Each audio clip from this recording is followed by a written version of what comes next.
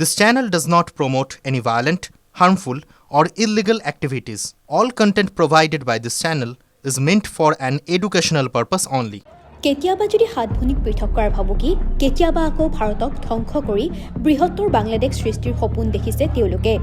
নিৰ্বাচনী হুলস্থুলৰ মাজতে পদ্মৰ পাৰত এয়া বেঞ্চিৰ প্ৰতিচ্ছবি ইফালে বিদ্ৰোহৰ অন্যতম নেতা শ্বৰীফ ওমজাদ হাদিৰ মৃত্যুৰ পিছত দিশাটোৰ ভিতৰতে যিদৰে পৰিস্থিতি সলনি হৈছে তাক লৈও যথেষ্ট চিন্তিত নতুন দিল্লী শনিবাৰে এই পৰিৱেশৰ মাজতে বাংলাদেশৰ সেনাপ্ৰধান ৱাকাৰ উজ জামানে ভাৰতৰ সেনাধ্যক্ষ বা সহজ ভাষাত সেনাপ্ৰধান জেনেৰেল উপেন্দ্ৰ দ্বিবেদীক ফোন কৰে ঢাকাৰ পৰা নতুন দিল্লীলৈ আৰু এটা আন্তঃৰাষ্ট্ৰীয় ফোন কল কিন্তু তেওঁলোকে কি কথা পাতিলে সৰ্বভাৰতীয় সংবাদ সংস্থা নিউজ 18ৰ এক প্ৰতিবেদন অনুসৰি বাংলাদেশৰ সেনাপ্ৰধানগৰাকীয়ে জেনেৰেল দ্বিবেদীক জনাইছে যে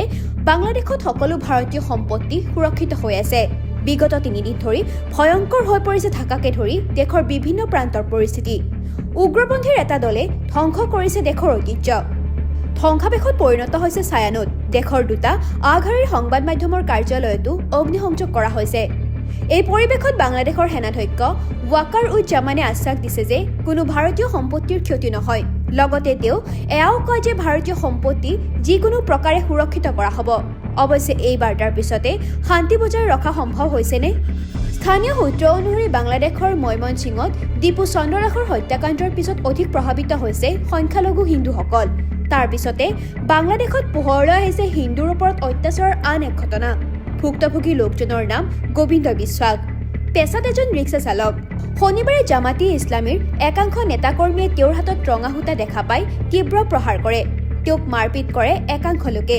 আৰক্ষীয়ে ততাতয়াকৈ তেওঁক উদ্ধাৰ কৰে সম্প্ৰতি ৰিক্সা চালকজন চিকিৎসালয়ত ভৰ্তি হৈ আছে তেওঁ চকু আৰু বুকুত গুৰুতৰভাৱে আঘাত পাইছে তাৰ পিছৰ পৰাই দুয়োপক্ষৰ মাজত চলি আছে সংঘৰ্ষ নিউজ ডেস্ক ৰিপৰ্ট টিভি9 আছাম